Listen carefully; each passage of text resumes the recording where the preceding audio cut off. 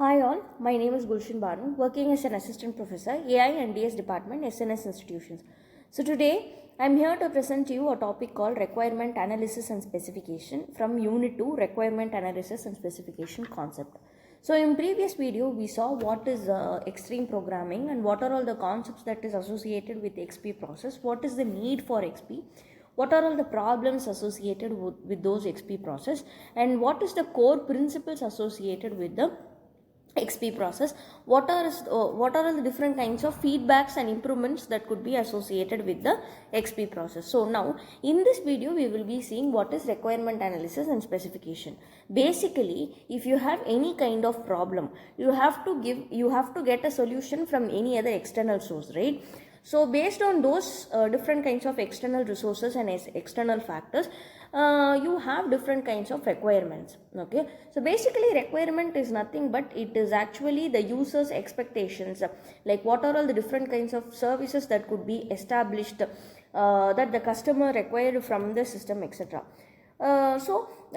These involves different kinds of stakeholders. Like these stakeholders express the different kinds of functional needs, non-functional qualities.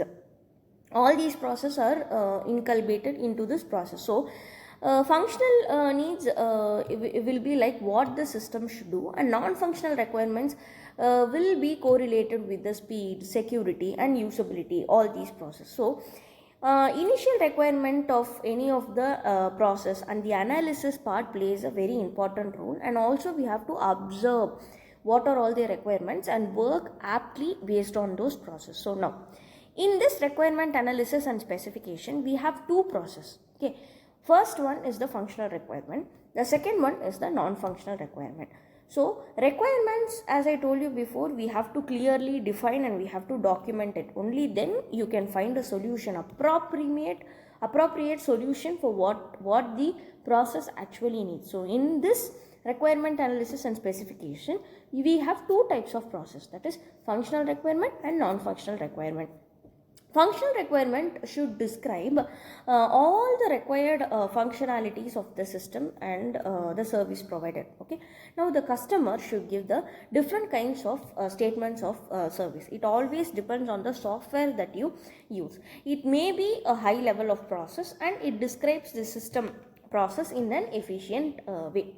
Okay, so now the system features and operations are clearly mentioned. Now in this non-functional requirement, it actually maintains the system property. System property is nothing but different kinds of reliability, resource time, storage requirements, etc. There are certain constant factors that is associated with this non-functional requirement. That is nothing but the input-output device, the capabilities, the system requirements, etc. It is actually sometimes more critical. Now this non-functional requirement has different kinds of types like product, organizational, external process. What is this product process? Product is actually describes the delivered product and how those delivered products should behave, etc. Organizational process is nothing but the requirement associated with different kinds of organization. Now what is this external factor? External factor is something, the different kinds of external process associated with this system. And now we have certain process that helps to remove the different kinds of differentiations, or if there is any kind of negative factors associated in the user experience. Now requirement actually guides the system scope and constraint. Now the actual goal of a process is to be clear, complete, and it should have a structured requirement. This is what requirement analysis and specification actually has it.